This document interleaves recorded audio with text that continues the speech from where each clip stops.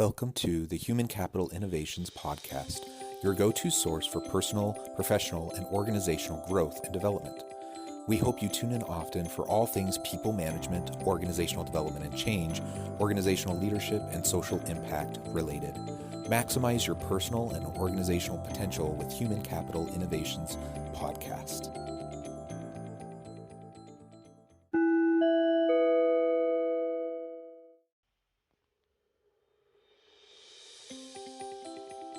Welcome to the Human Capital Innovations Podcast. In this HCI podcast episode, I talk with Wayne Mullins about leadership and the connection with company culture.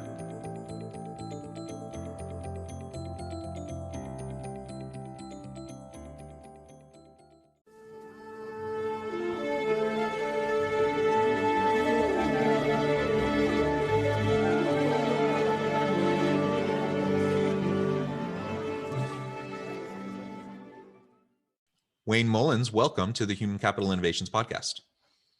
Thanks so much, Jonathan. Looking forward to our conversation. Yeah, I'm excited to have a chance to chat with you today. We're going to be focusing on a passion of mine, and that is leadership and the connection of effective and impactful leadership to company culture, how leadership affects the culture, but also how the culture and the dynamic of the team impacts styles of leadership and how we could be most effective with our people. And I think it's a kind of a reciprocal thing. It goes both ways, and both tend to influence the other. So we'll have a really great conversation around that. As we get started, I wanted to share Wayne's bio with everybody. Wayne Mullins is the founder and CEO of Ugly Mug Marketing. Over the past 20 years, he has scaled multiple companies and helped hundreds of entrepreneurs do the same with their companies. Ugly Mug Marketing has won the praises of some of the leading influencers in the business world, such as Chris Voss, Neil Patel, and Ari Weinswig. Wayne's work directly influences more than 100,000 entrepreneurs annually through his blog, books, and training programs. Wayne has personally worked with clients in over 100 industries from every corner of the globe. And through his books and training programs, Wayne directly influences more than 250,000 entrepreneurs each year. Again, wonderful to have you here. Thank you for joining me. Anything else you would like to share by way of background or personal context before we really dive on in? Yeah, I think I'd start with just saying that, first of all, I'm excited about this conversation. I'm looking forward to this. Over the last, probably 4 years or so, kind of building a team, building a culture has been a point of intention for me. And the story goes like this. So I've got a small company. I have some friends who have some smaller companies. And I had a friend who was at the point of deciding to either scale his company or sell his company. And I was a part of an entrepreneurial mastermind. And it just so happens that we did lunch once a month. And so I said to my friend, I said, this is the perfect opportunity for you to come. It will give you a chance to kind of be around some other entrepreneurs who have scaled their companies, to ask questions and kind of learn from them. So we show up to lunch. I'm excited that he's there, introducing to several people. And then every single time we met, there was a topic of conversation, and there was a teaching kind of moment. And then everyone kind of shared their feedback and their experiences. And it just so happened that the conversation or the topic that day was building a team. And so as the conversation began, it was very positive. The presenter was sharing some wonderful tips and some ideas. But then for the next hour, entrepreneur after entrepreneur went around the room and shared their challenges and their frustrations with their employees and with the people on their team. And as a result of this, we leave a little bit later. I call my friend and say, so, what'd you think? He said, I've decided I'm going to sell my company. I don't want to have to deal with building out a team. And so it was from that moment on, that was really kind of a big pivot moment for me. It kind of dawned on me that there has to be something that people who build great teams, people who have great cultures, there has to be something that they're doing different than that group of entrepreneurs. And don't get me wrong, there are a lot of successful entrepreneurs in that room, but they had to be doing something different. And so that began this new quest for me, so to speak. Well, that's super interesting. I appreciate that background, and I agree. I mean, these are the passions that I also hold. I think it's just so important for us to always be thinking about effective leadership, to be thinking about our organizations, our cultures, how we interact with our people. And sometimes we do that well, and other times we undermine ourselves, usually inadvertently, that we end up hurting our own chances of having a dynamic team that's producing and innovating and doing really great things. Well, as we launch on into the conversation, I thought first you could share with listeners really your approach to leadership. Maybe 3 words that you would use to describe your leadership, your general approach, and why. Sure. 3 words would be tough. I would say my simple answer would be that leadership is about serving. So that may be 4 words there, but it's about serving. And I think so often particularly in American culture, we are almost taught, or we almost kind of witness from the outside, that it's the opposite, that the further up we go in an organization, the more people will have under us to do all the things we don't want to do, or to quote unquote serve us. And what I've discovered over time is that's absolutely the polar opposite's true, that the further up we go, the more responsibility we have and the fewer rights we have. So in other words, I'm, quote unquote, the founder, the CEO of this company. So I can, quote unquote, in theory, on paper, do whatever I want to do. But if I want to build a culture, a highly accountable, self-accountable culture, I can't do that, right? I have to be intentional about building this culture. I would say that if you're unintentional about building a great culture, then you are intentionally building a bad culture. I think that's interesting, and it's a good reminder that culture will emerge when you have 2 or more people together, right? When you have people interacting, there will be a culture, and the question isn't whether or not there will be a culture. It is, what kind of a culture do you want to have, and will you allow for just anything to emerge that may be unhealthy, that may be unproductive, or are you going to be really proactive and strategic in shaping and honing and maintaining and perpetuating a really psychologically safe, empowering, healthy culture that ultimately is going to help everyone thrive? Completely agree, Jonathan. What's interesting, if you look back at the root word, the Latin word for culture, it actually shares the same as cultivate, right? So it comes from the same root Latin word. And we think about cultivating the soil, what a farmer would do to cultivate the soil. It involves work. It involves being intentional. It involves breaking up what may be clay and other rough soil and kneading it and making it soft, supple soil so that it can take a seed, so that the seed can then grow and flourish.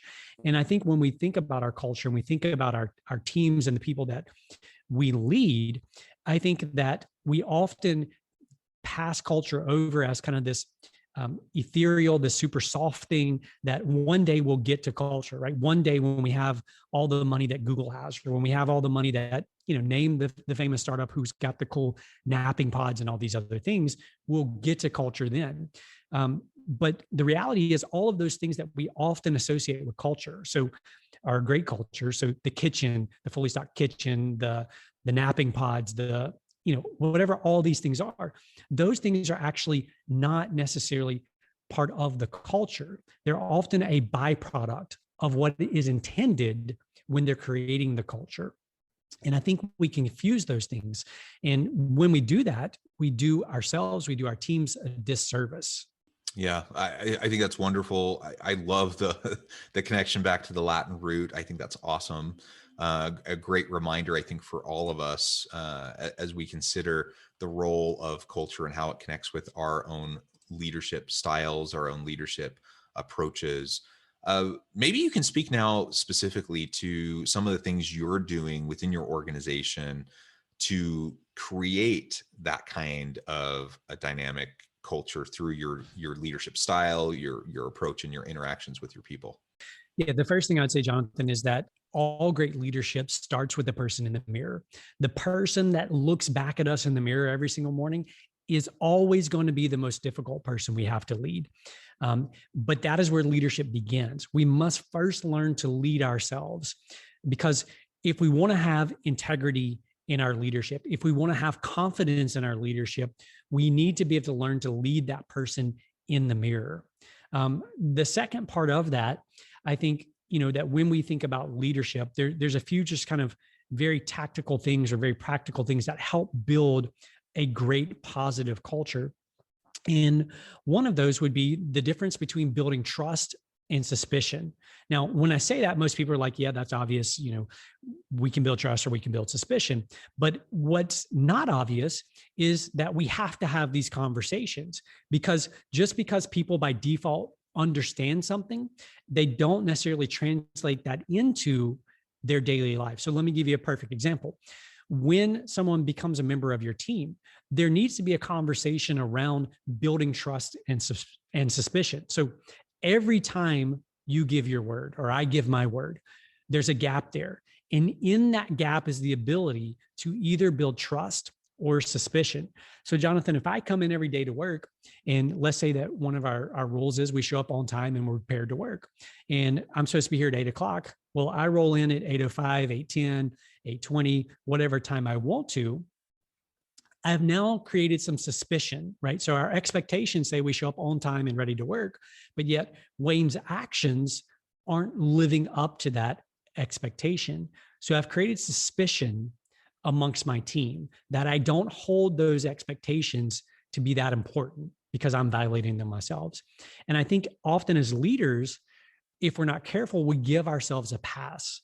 We give ourselves a pass. We give ourselves the easy route because, and we're all susceptible to this, we judge ourselves based on our intentions, but others judge us based on our actions. I'll say that again because it's so important. We judge ourselves based on our intentions, but others always judge us based on our actions.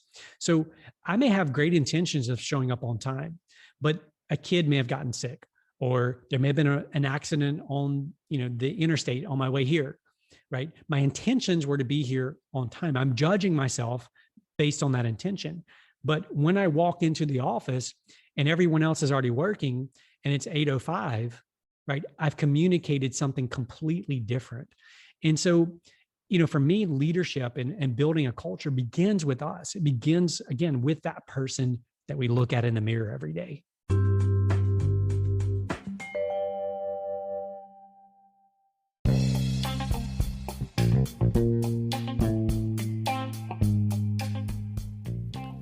I'm excited to announce the publication of my new book from HCI Press, The Alchemy of Truly Remarkable Leadership: Ordinary, Everyday Actions that Produce Extraordinary Results.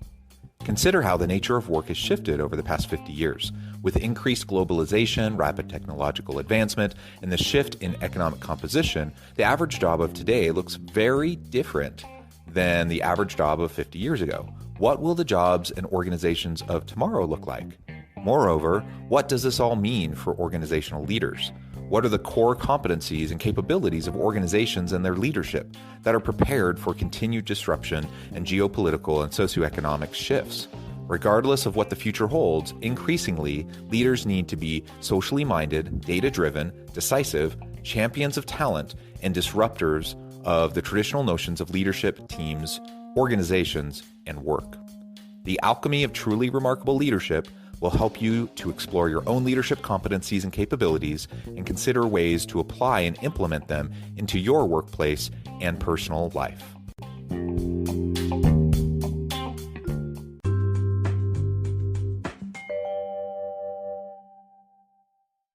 I think that's exactly right. We definitely need to start with ourselves. And if we don't do the hard work of trying to understand our own inner workings and what drives us, what motivates us and why, and learn how to deal with our own kind of stuff going on in our head, our baggage, all the things rattling around up there. If we don't do the self-reflective work and learn how to better manage and lead our own selves and our own lives, I don't know how we can hope to effectively lead other people. Because so much, as you've already mentioned, so much of what leadership is, it's about creating sustainable relationships. And that has to happen as you build mutual accountability and trust between individuals. And I don't know how I build trust with people if I can't understand them, and I can't fully understand them if I don't fully understand myself, because I'm always going to be projecting my own crap onto other people. unless I can become more self-aware and understand my biases, understand, my assumptions and how they end up influencing my perception, on the world around me and the people I interact with. So it starts with us. It then has a direct impact on how we interact with those around us, and people respond to us. So if I approach an individual from a really kind of authoritarian, command control kind of an approach to leadership, and I'm micromanaging, and I kind of start from a place of distrust, as opposed to starting to try to build trust.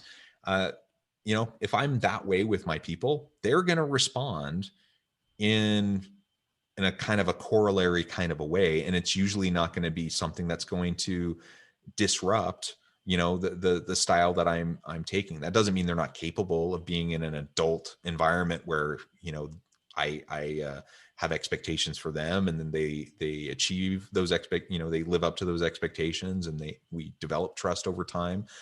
But if someone's being micromanaged, they're going to end up just reverting back to kind of a like protective kind of an approach to their work.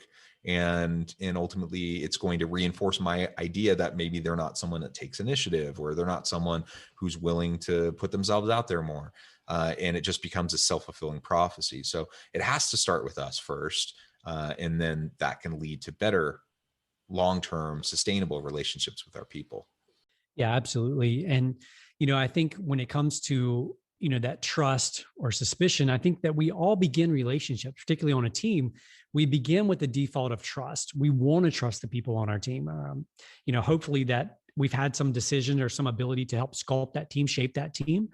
So we want to go into those relationships with trust. We begin with trust, but it's important to have that conversation around, I trust you. I trust that you're going to act in the best interest of the goals, or whatever the objective that we're pursuing.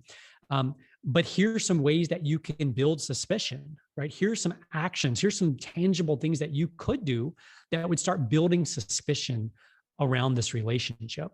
And I think it's so important that when we think about culture and when we think about leadership, communication is at the center of all of that, right?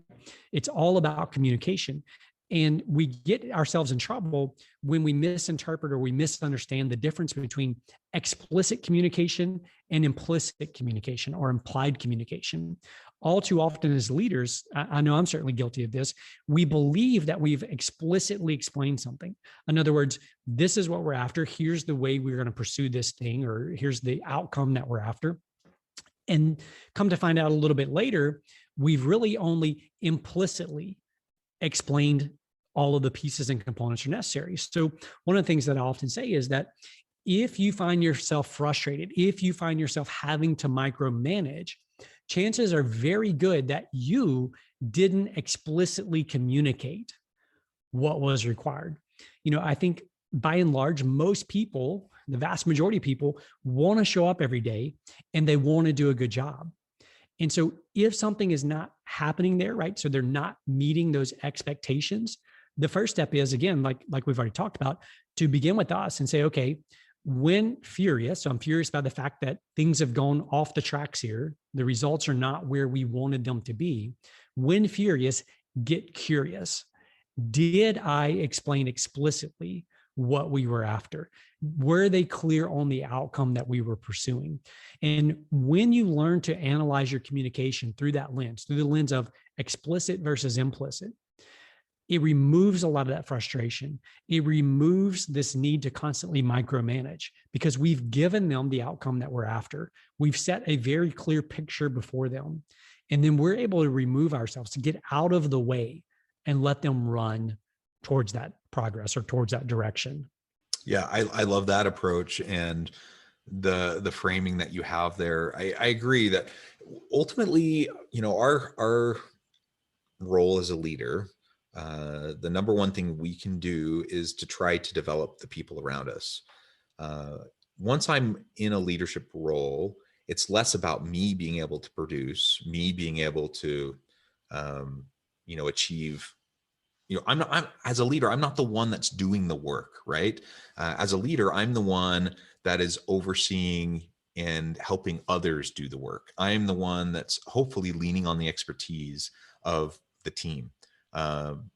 I might have areas of expertise. I might have come, from a previous role where I was where they are now, and now I oversee them. So I have some technical background to assist in some ways.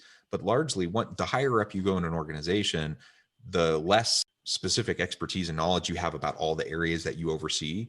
And so you have to lean on your people. You have to lean on what they bring to the table, and then you develop them. You empower them. You help them run with their projects, run with what they're doing. And ultimately, they're the ones that are going to produce. They're the ones that are going to make you look good or make you not look good. And that largely is going to be determined on how you interact with them and how you build, relationships of trust and mutual expectations and accountability culture and psychological safety and all of those different elements. Ultimately, that's going to drive what's going to happen with your team. And so when I look at organizations, I look at teams that are not effective. Sometimes there is, an individual on the team that's problematic. And so the leader has to go through the work of performance management and discipline. And sometimes you got to get rid of someone or, reconfigure the team. That does happen. But most of the dysfunction that we see in teams, I would say, is not the quote unquote fault of individual team members. It's the fault of the leader, because that's their job. Me as a leader, my job is to help people work together well. And you're going to have people with different backgrounds, different personalities, different worldviews. My job is to help bridge the gaps that might exist between those individuals, to help them learn how to communicate with each other, to understand each other, to trust each other, to work well together. And then they can accomplish some really great things. Yeah, I love all that. And it goes back to kind of creating that soul, right? Cultivating the soul so that it becomes, it's fertile ground for a great culture. It's fertile ground for people to sprout, for people to grow, for people to become leaders themselves. And one of the things that I love to talk about and think about as it relates to leadership is this. Everyone loves the idea or the notion of being a leader or talking about leadership principles and ideas. But in order to be a leader, by default, there has to be a follower, right? I think it was John Maxwell who said that if you think you're leading, but no one's following, you're just going for a walk. And, when we think about following, a great place to start in terms of analyzing your own leadership is to say, who are some people that I love to follow? And I don't mean that like on social media, although you can follow people on social media. What I mean by that is, who is someone that you look up to, someone that you respect in such a way that you either A, currently follow them, or B, you would be willing to follow that person. And then take just a few minutes and list out what are the attributes, what are the characteristics that make this person such a great leader, such a great person that I'm willing to follow them. And that is often a very good litmus test to begin and to kind of analyze our own leadership. Look at those that we respect in leadership positions. What is it about them that we admire? What is it about them we respect? And what are the reasons we are willing to follow them? And then we can take those same things and flip those and begin implementing, working on those things in our own lives. Yes, absolutely. Thank you, Wayne. It has just been a real pleasure talking with you and just picking your brain a little bit and hearing all of your wonderful insights in relation to leadership and culture. I want to be respectful of your time. I notice we're getting close to the end of our time together, but before we close, I wanted to give you a chance to share with listeners how they can get connected with you, find out more about your organization, the work that you're doing, and then give us the final word on the topic for today. Sure, absolutely, Jonathan. So the easiest place for people to find me is just on our website. It's just uglymugmarketing.com. All of our social channels, my email address, phone numbers, all that they can find right there on the website. And as it comes to leadership, kind of a parting thought on leadership and culture would just simply be this, that, it's the little things that over time make the big difference. And to put it more succinctly, it's this: consistency creates miracles. Consistency creates miracles. So it's not about, I think too often in life, we look at great leaders and we think that there was this magical transformation, that they went from average Joe or average Jane to amazing leader, in kind of a short window or a short period. And the reality is, if we step back and really look and we hear their stories, what we'll discover is they took very consistent actions day in and day out to hone and to build their leadership skills. And the same is true with culture. It's not like some magic wand you can wave and all of a sudden you've got a great culture. It's in the consistency. It's the consistency that creates the miracles. I love it. The consistency that creates the miracles. Absolutely. If you're going to develop trust, you got to be consistent. People have to know that they can count on you, that your word means something, that you're going to walk the walk, not just talk the talk. I think at its very most fundamental, foundational level, leadership, as you have followers, as you mentioned, leadership is about relationships, and relationships are about trust. And if we want a dynamic culture, we ultimately need to genuinely care about our people, develop those relationships, develop them, and create trusting, mutually accountable relationships with them in the workplace. Well, Wayne, it has been a real pleasure talking with you. I encourage listeners to reach out, get connected with Wayne, find out more about what he and his company can do for you. And as always, I hope everyone can stay healthy and safe, that you can find meaning and purpose at work each and every day. And I hope you all have a great week.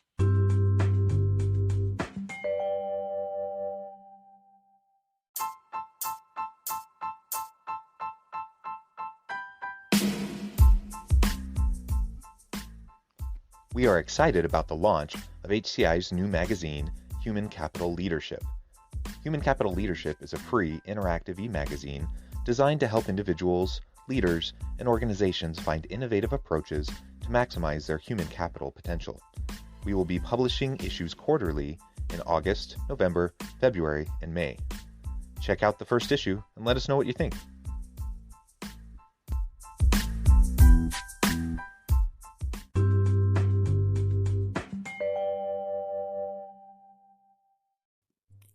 Thanks again for joining us for this episode of the Human Capital Innovations Podcast. I hope you stay healthy and safe and that you have a great week.